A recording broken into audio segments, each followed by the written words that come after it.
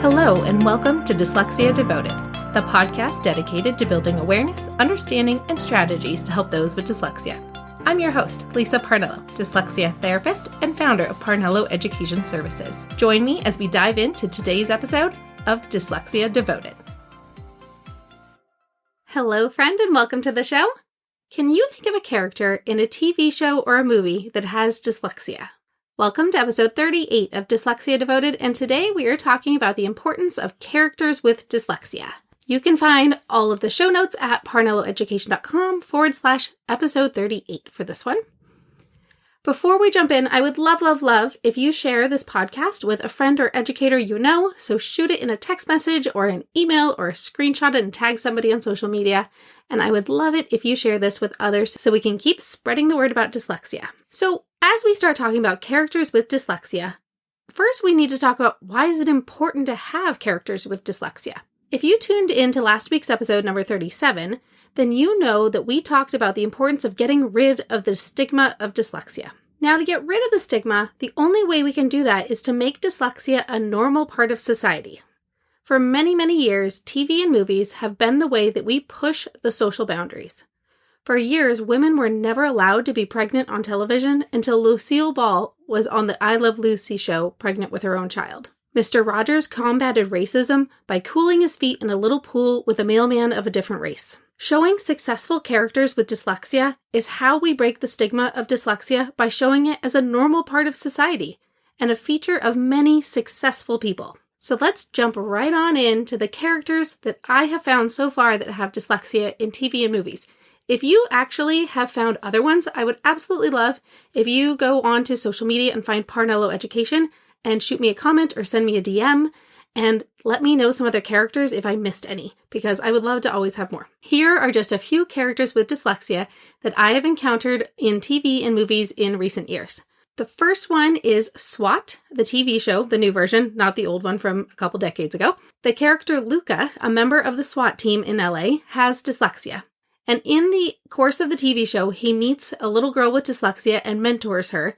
And I will admit, it is not actually effective teaching for dyslexia that he does with her, but it is cute that they show him trying and being a mentor to guide other people with dyslexia to make them more successful and build up their confidence. And, true story, the actor who plays that character, Kenny Johnson, also has dyslexia in real life, which makes me wonder if he actually asked them to write that into the show so that he could spread the word about dyslexia.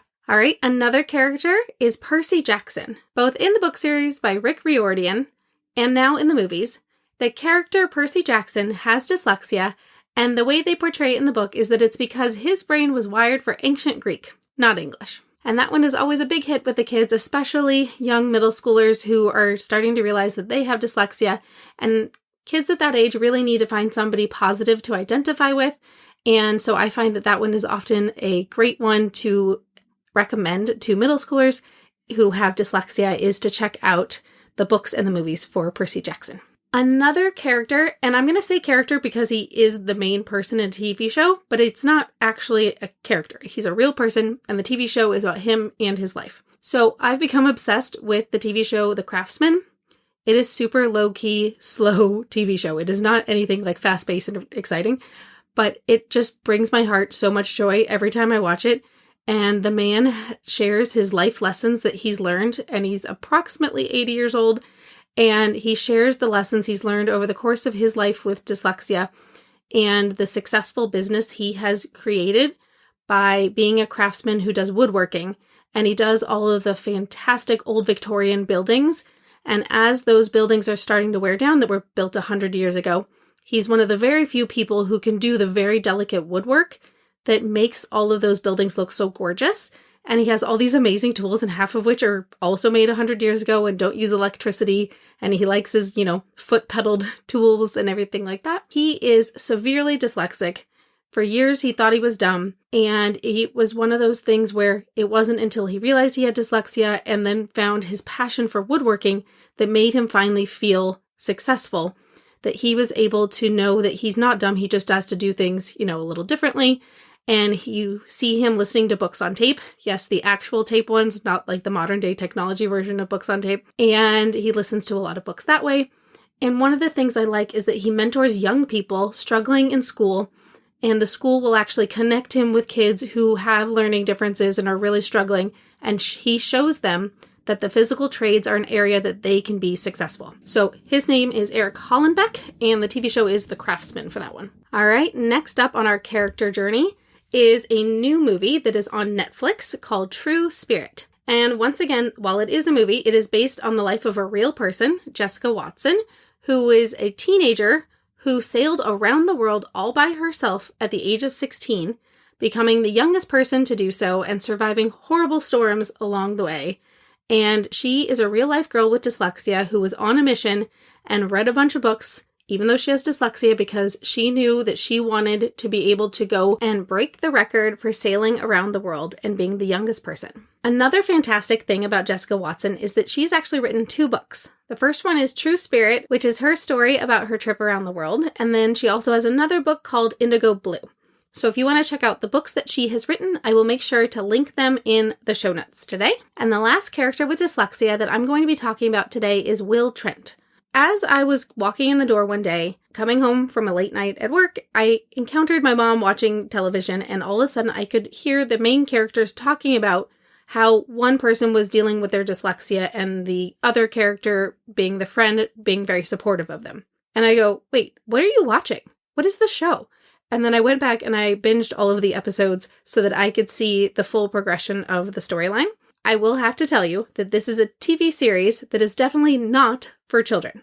So sorry kids who are listening to this, because I know some of my students actually really love to listen to my podcast. This is not for you. This TV show is definitely an adult TV show that happens to have a character with dyslexia. But the reason I'm sharing this character is that I think adults need to see the way dyslexia can function at work. And I love so many features about the way they share dyslexia in the show that is actually an entire section of this episode today. The character Will grew up in foster care and did not get the support that he needed to learn to properly read. A couple episodes into the series, Will goes on to tell about his experience and how he went from feeling dumb and being called stupid and lazy to finally knowing what dyslexia was and that it meant he just had to do things differently, and then finally finding his successes in life, which I thought was pretty fantastic. Will Trent, the character, is a very successful detective because of the way he's able to visualize the crimes and see the big picture in a way that the other detectives miss and can't do, which is definitely a feature of dyslexia. It also depicts the shame that he feels and how he doesn't want his colleagues to know about his dyslexia. So he just makes excuses why he's not going to read certain things or ask somebody else to do something for him, and he just plays it off. And that way they don't all know that he has dyslexia aside from his boss. And one of the best things that I love about the show is the way they give real life examples of how to use accommodations in action in the real world. So you will see him go into the crime scenes using a tape recorder, and he's doing voice notes for everything instead of writing everything down. You will see the way he listens to the audio to help him think of ideas and how to jog his memory. You also see that he has a friend that helps him with things when he's struggling. It does show him using a colored card to try to read, and I do want to point out that the colors change the contrast and the card blocks out the words so it's not visually overwhelming, but it's generally not considered an effective tool for dyslexia, so pointing that out before you see it and go, ooh, what's that? Anyway, I do love that when they're using that little card, he gets frustrated because he still is having trouble focusing and reading the words. And so his friend points out that his dyslexia is always worse when he's tired, which is absolutely true for most dyslexics. He also talks about strategies he uses, such as color coding instead of using words for labels. And I love that they're pointing out different strategies to deal with dyslexia in the real world that are absolutely real strategies.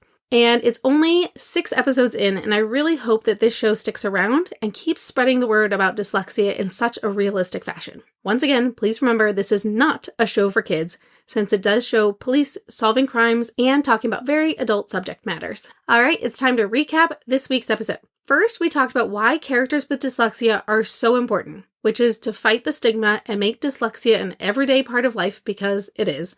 And the only way that we can make dyslexia an accepted part of society is to keep bringing it up and spreading the word about what dyslexia really is and what strategies really work, and the way that people with dyslexia can be extremely successful, and that using accommodations in the real world and at work are not a big deal. Then we talked about some of the many characters I've come across lately that have dyslexia, And then last, I talked about the new show Will Trent and the way that they show the use of accommodations in the workplace for adults, which is so critical to point out in the real world as we keep spreading the word about dyslexia. Kids with dyslexia become adults with dyslexia. So we need to know accommodations don't just stop because you stopped going to school. We still need them in the real world, and people use them all the time.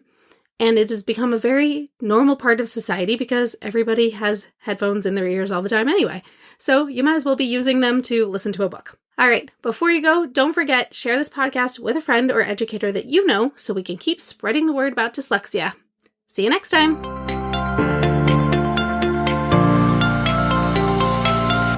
Thanks for listening to today's episode of Dyslexia Devoted. Join us for our next episode by subscribing to this podcast as we devote each episode to different aspects of dyslexia.